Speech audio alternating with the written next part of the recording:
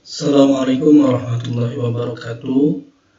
Hari ini adalah kita akan belajar tentang mata kuliah pengantar fisika matematik di minggu ke-7 hari kedua. Materi kuliah kita hari ini adalah kita akan belajar tentang luas daerah di bawah kurva, terdiri dari materi deret, deret Riemann, kemudian juga kita lanjutkan ke integral tertentu untuk memahami luas daerah di bawah kurva. Jadi sebelum kita belajar tentang daerah di bawah kurva, kita akan belajar tentang notasi sigma.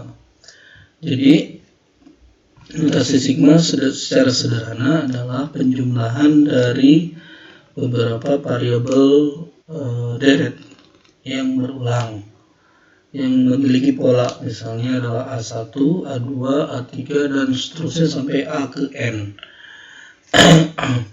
Maka notasinya bisa kita buat menjadi bentuknya sigma, ini seperti huruf E, tapi bentuknya seperti khas sigma, mulai dari 1, I-nya, A, ini adalah AI, I-nya mulai dari 1 sampai ke N.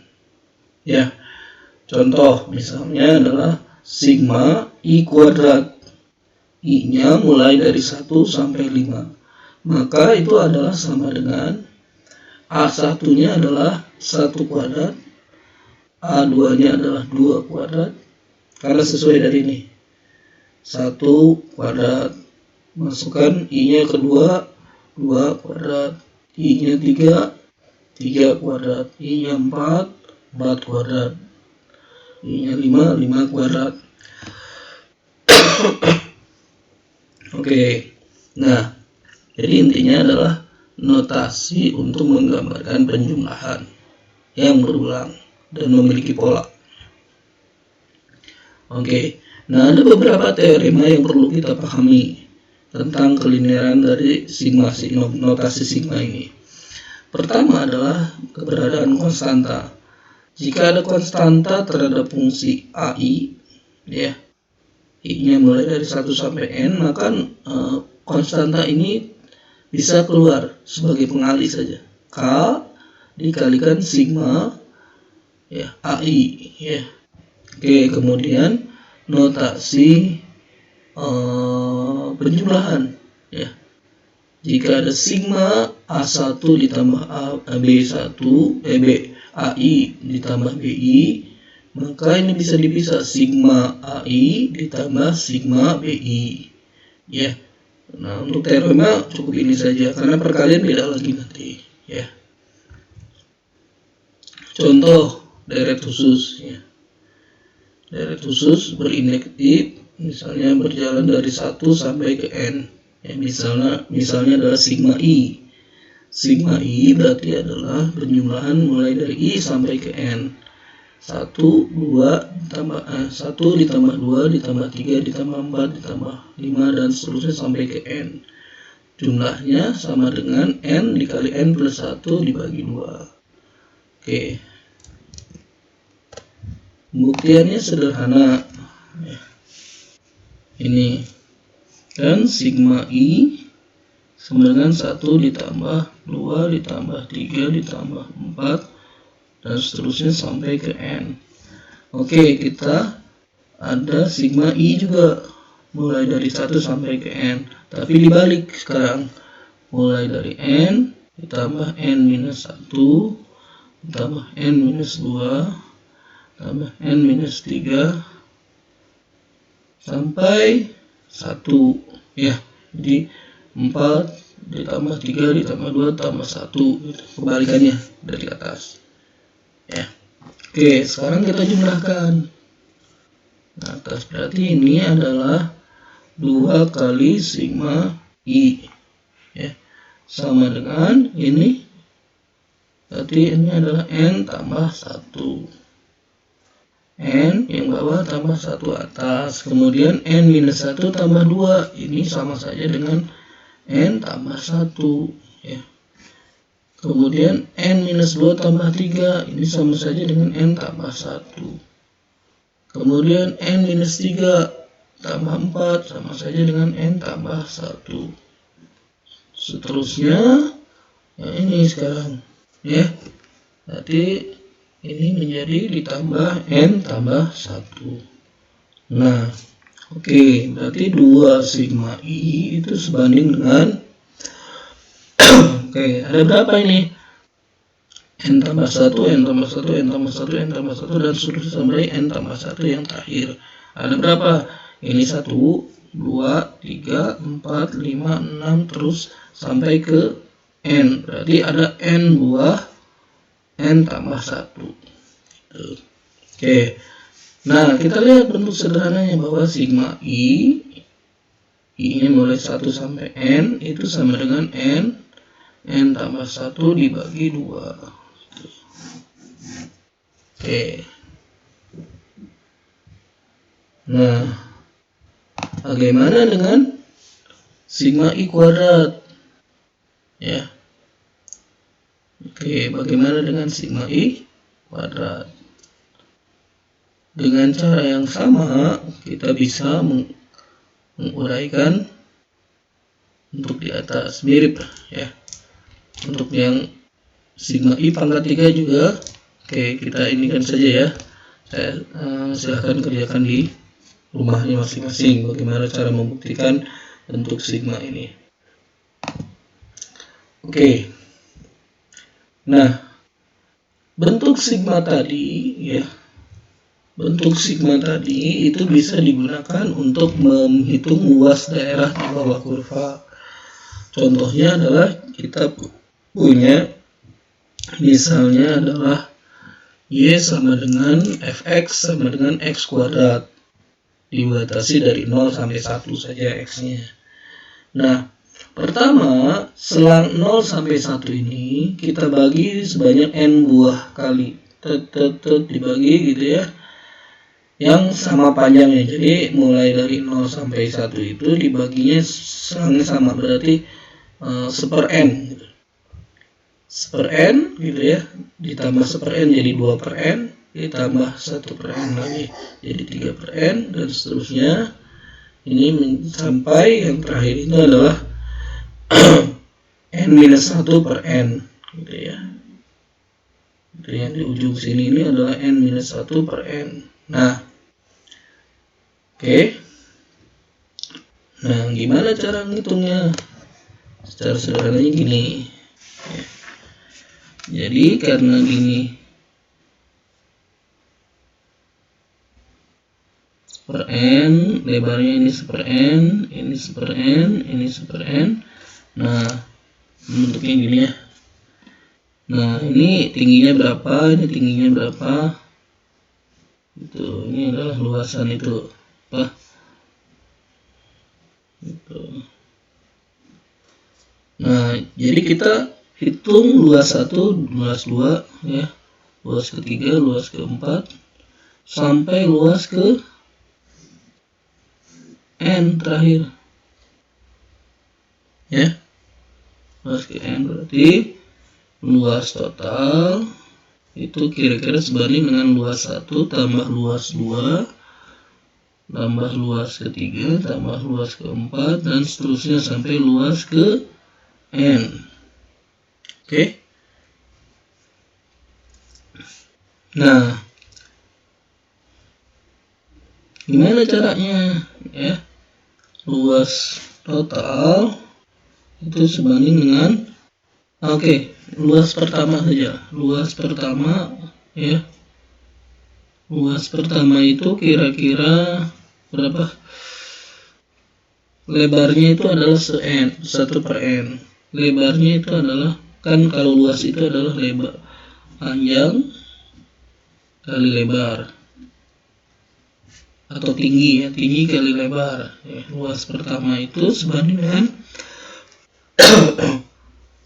panjangnya atau tingginya itu adalah berarti 1/n kuadrat, kan posisi X. Nah, kan ininya adalah X kuadrat ya, fungsi ininya, ketinggiannya.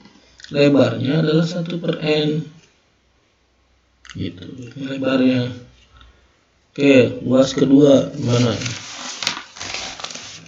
Luas kedua itu adalah sisi kedua, yaitu 2/n. Dikalikan lebarnya berapa? 1/n. Nah, lebarnya tetap 1/n terus. Berarti kita bisa buat ringkasannya adalah luas total itu sebanding dengan 1/n kali posisi pertamanya adalah 0 ditambah 1/n kuadrat tambah 2/n kuadrat tambah dan seterusnya sesuai dengan ini ya, yang bagian bawah ini. Oke, ini 0 ditambah 1/n kuadrat tambah 2/n kuadrat ditambah seterusnya sampai n-1. Kenapa? Karena awalnya dari 0, 0, 1, 2, 3 sampai sebelum n, berarti n-1. Oke ya, dan dijumlahkan ya. Nah, yang bawahnya kan n kuadrat semua. Oke, jadi maju ke depan, jadi n kali n kuadrat, jadi 1/n pangkat 3. Yang dalamnya adalah 1 kuadrat tambah 2 kuadrat tambah 3 kuadrat tambah 4 kuadrat tambah seterusnya sampai n-1 kuadrat. Nah, bentuk ini bisa disederhanakan menjadi ya, bentuk atasnya itu menjadi n-1 dikali n dikalikan 2n-1 ya, dibagi 6n n pangkat 3 yang depannya. Nah, coba kita perhatikan bahwa L itu jadinya adalah n-1 kali n kali 2n-1 dibagi 6n pangkat 3. Dan kita sebut dia adalah luas di bawah kurva untuk fungsi x kuadrat berdasarkan deret. Nah, pertanyaannya adalah ini kan masih dalam bentuk n. Apa yang terjadi kalau n-nya kita cacah? Maksudnya adalah si kurvanya itu kita cacah untuk n yang sangat besar. Misalnya yang biasanya adalah 1, 2, 3, 4, tapi ini mungkin 10, 20, 30 dan seterusnya. Bahkan n-nya bisa tak berhingga. Dengan menggunakan limit untuk n menuju tak berhingga, kita dapatkan bahwa n-1 ini ketika n tak berhingga ini menjadi n saja. Kemudian 2n-1 ketika n-nya makin besar atau tak berhingga, ini sisanya adalah 2n. Berarti ini menjadi 2n pangkat 3 yang bagian atas, kemudian bawahnya adalah 6n pangkat 3. 2n pangkat 3 dibagi 6n pangkat 3 hasilnya kira-kira sebesar 1/3. Jadi ini adalah pembuktian bahwa luas kurva di bawah kurvanya kira-kira adalah 1/3. Oke ya, ini soal nomor 1, silakan kerjakan. Ya, silakan kerjakan. Nah, untuk yang nomor 2 juga kerjakan ya. Siapa tahu ini keluar di UTS ya. Oke. Nah, untuk menghitung luas daerah di bawah kurva sebenarnya adalah metode yang dikembangkan oleh Riemann, namanya adalah penjumlahan Riemann atau deret penjumlahan Riemann. Ya. Intinya adalah kita membayangkan fungsi f yang dibatasi oleh a sampai b. Ya, di mana fungsi tersebut anggaplah kontinu kecuali di beberapa titik. Jadi selang n ini kita bagi selang a sampai b ini kita bagi sebanyak n buah kali n buah selang. Ya, misalnya mulai dari x0 dari a sama dengan x0 kurang dari x1 kurang dari x2 dan seterusnya sampai kurang dari xn yang dimana xn sama dengan b. Jadi ini dipotong-potong x0, x1, x terus sampai x ke n. Nah, jadi setiap selang bagian ini ya kita jumlahkan. Jadi ini adalah penjumlahan Riemann ya, RP ya, ini adalah penjumlahan Riemann, itu sebanding dengan sigma tinggi dari fungsi, maksudnya adalah misalnya X1 tingginya berapa, X2 tingginya berapa, ini adalah nilai fungsinya berarti ya, X4 ini tingginya berapa, X5 dan seterusnya. Jadi ini adalah tingginya, delta X itu adalah lebarnya ya, dan kita sebut dia adalah sebagai penjumlahan Riemann. Nah, contoh misalnya fx-nya adalah x kuadrat, dibatasi mulai dari 0 sampai 1 seperti soal sebelumnya.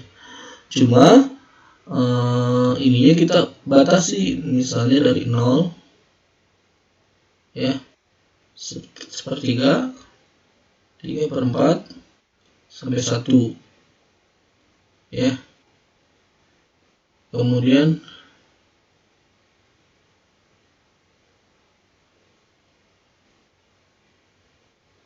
nol, sepertiga, setengah. Loh kok? Oh ya, ini adalah x-nya berarti. Delta x. Ya, ini delta x, atau di sini adalah t. Ya, berarti bukan delta x berarti. Ini adalah posisi x. Posisi x setengah, sepertiga, 0, sepertiga, setengah. Oh ya, maaf. 0 sampai sepertiga. Sepertiga sampai 3/4 ya. Ini titik tengahnya adalah setengah gitu.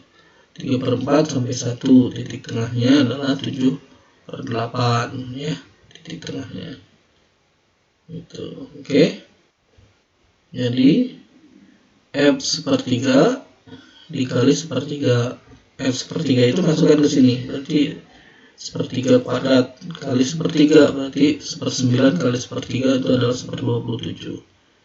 Kemudian F setengah berarti 1/4 kali ini, hasilnya adalah 5/8. Kemudian F 7/8, jadi titik tengahnya ya, titik tengahnya dikalikan 1 minus 3/4, ini berarti 1/4, hasilnya adalah 49/256. Nah, kemudian kita totalkan ya, kira-kira dia akan mendekati sepertiga, walaupun nggak tepat ya, lebih tepatan metode cara sebelumnya ya. Tapi metode Riemann ini sebenarnya ya metode sebelumnya juga adalah metode Riemann gitu. Tapi dengan deret yang dibatasi. Kalau ini kita buat ininya bebas gitu ya. Oke. Nah, dari Riemann ini batasannya kita bisa ubah-ubah sesuai kehendak kita ya. Misalnya adalah P-nya itu mulai dari 1/4, berarti setengahnya itu adalah 1/8. Kemudian 1/4 sampai setengah, berarti titik tengahnya adalah sepertiga. Kemudian dari setengah sampai 3/4, titiknya adalah setengah sampai 3/4, berarti ini adalah titiknya adalah setengah. Oke, titik tengahnya adalah setengah, kita ambil setengah. 3/4 sampai 1, titik tengahnya kita ambil adalah 7/8 ya. Oke, kita bisa tentukan berapa nilai P-nya, silahkan dihitung sebagai latihan. Untuk nomor 2 juga sebagai latihan. Nah, jumlah Riemann atau integral penjumlahan Riemann, deret Riemann untuk P merupakan hampiran. Kita tidak bisa menentukan hasil akhirnya. Kenapa? Bisa jadi karena rumit ya. Yang kedua, kurvanya misalnya ya rumit, misalnya dalam arti ini kurvanya tidak bisa ini, dan belum bisa menghitung dalam tanda kutip apakah dia bisa bernilai negatif atau tidak, walaupun sebenarnya itu bisa saja sih. Nah, untuk mendapatkan nilai yang sangat bagus atau hampirannya mendekati nilai bagus, jadi pembagiannya harus sangat kecil, P-nya itu harus sangat kecil maka limit P menuju 0 sigma dari Ft kali delta X, ya, jadi Fx kali delta X. Nah, caranya gimana? Maka kita dapat mengintegralkan, ya, dalam bentuk integral tak tentu. Ya, bisa juga integral bukan integral tentu untuk fungsi f dari A sampai B. Ya. Jadi ini integral tentu. Maksudnya integral tentu adalah dibatasi dari A sampai B. Kalau integral tak tentu tidak dibatasi A sampai B-nya. Ya. Fx dx itu sama dengan integral Riemann atau jumlah Riemann, ya, ketika limit P menuju 0 gitu.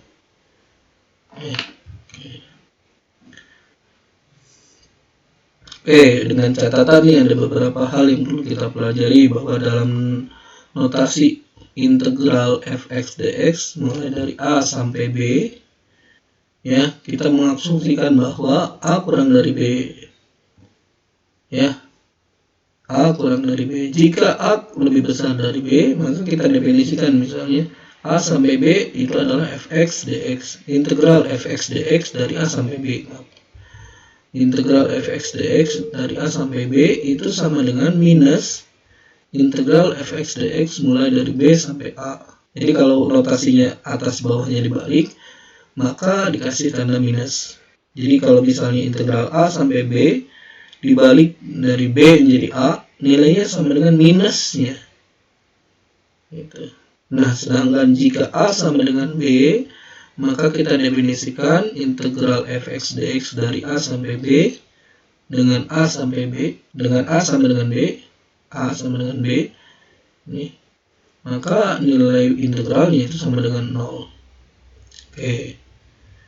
Kemudian juga perlu dicatat bahwa integral Fx dx untuk A sampai B itu sama dengan integral Ft dt dari A sampai B sama dengan integral Fu du dari A sampai B, ya, dengan syarat batas A sampai B-nya sama, kemudian fungsinya bentuknya walaupun gimana itu tetap sama selama fungsinya sama, beda notasi saja. Kemudian teorema, jika f terbatas dan kontinu kecuali di sejumlah titik pada A sampai B, maka fungsi f terintegralkan pada A sampai B. Maksudnya intinya adalah kita bisa mengintegralkan bentuknya apapun gitu, walaupun ada beberapa titik yang tidak kontinu selama dia pada rentang A sampai B gitu. Mau dia fungsi polinom, rasional, gitu, fungsi mutlak, akar, bentuk sinus kosinus gitu, dan seterusnya. Ya, oke. Contoh, ada fungsi fx sama dengan x kuadrat dibatasi 0 sampai 1. Kemudian kita integralkan integral tentu, integral fx dx mulai dari 0 sampai 1 gitu ya.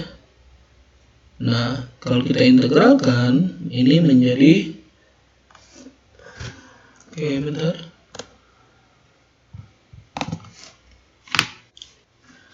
integral, ya, 0 sampai 1 x kuadrat dx. Kita lihat bahwa ini integral tak tentunya dulu kita cari. Integral tak tentunya adalah 1/3 x pangkat 3. Kemudian kita batasi dengan syarat batasnya mulai dari 0 sampai 1. Oke, kemudian kita masukkan nilainya. Yang satu dulu yang atas, final nilai akhir, yaitu 1/3 kali 1 pangkat 3 dikurangi 1/3 kali 0 pangkat 3. Ya. 1/3 kali 1 pangkat 3 adalah 1/3 dikurangi 0, karena kan ini perkalian dengan 0. 1/3 kurangi 0 nilainya adalah 1/3 gitu. Jadi kita sudah membuktikan bahwa